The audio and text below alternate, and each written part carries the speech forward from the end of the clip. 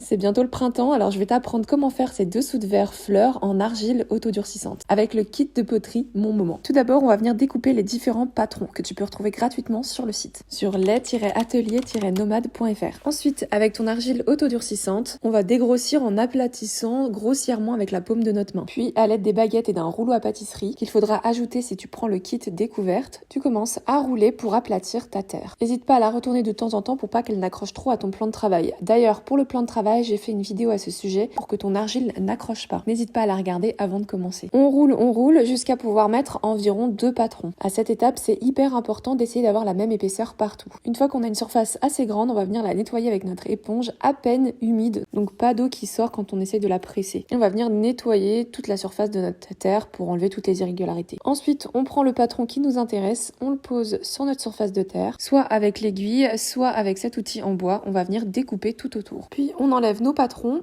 et on va venir enlever aussi l'excédent de terre. Et on n'oublie pas de remettre cette terre directement dans du cellophane et dans sa pochette pour ne pas qu'elle sèche et qu'on puisse la réutiliser. Ensuite, avec notre doigt humide, on va venir lisser tous les contours de nos fleurs. Tu peux aussi utiliser un pinceau que tu vas imbiber d'eau pour faire le recoin des pétales. Et on va venir laisser sécher comme ça à l'air libre 2 à 3 jours. Une fois que ça a bien séché, comme tu peux le voir, l'argile est beaucoup plus claire. On va s'occuper maintenant des finitions. Donc tu peux soit poncer, soit avec cette argile en particulier, utiliser de l'eau. Et c'est ce que je te conseille puisque tu éviteras du coup les particules fines du ponçage qui peut être un peu pas ouf pour les poumons. Donc de la même manière qu'on a fait juste avant, on va venir avec son éponge ou un pinceau, venir enlever les dernières ridules, les dernières particules de terre qui restent et qui nous gênent pour parfaire tout ça. Ensuite, on va faire une première sous-couche de blanc avec du gesso, donc une peinture blanche très épaisse pour que les couleurs ressortent bien. Donc là, j'applique vraiment partout. Je voulais vraiment avoir des couleurs pâles, donc j'ai mélangé le rouge qui est dans le kit avec le gesso pour former du rose que je suis venue appliquer partout sur ma pièce. J'ai fait le même procédé pour avoir du bleu pâle, du gesso plus du bleu que j'applique partout. J'attends une dizaine de minutes pour que la peinture sèche avant de faire mon cercle en gesso. Donc là, je suis assez confiante, donc comme tu peux le voir, je pars direct à main levée et j'attends encore quelques minutes pour faire une deuxième couche pour que le blanc ressorte bien. Une fois que la peinture est bien sèche, je viens déposer du vernis partout sur la surface pour protéger et aussi avoir un aspect brillant. Et voilà le résultat final. N'hésite pas à me partager ton œuvre sur Instagram et à me suivre pour plus de tutos.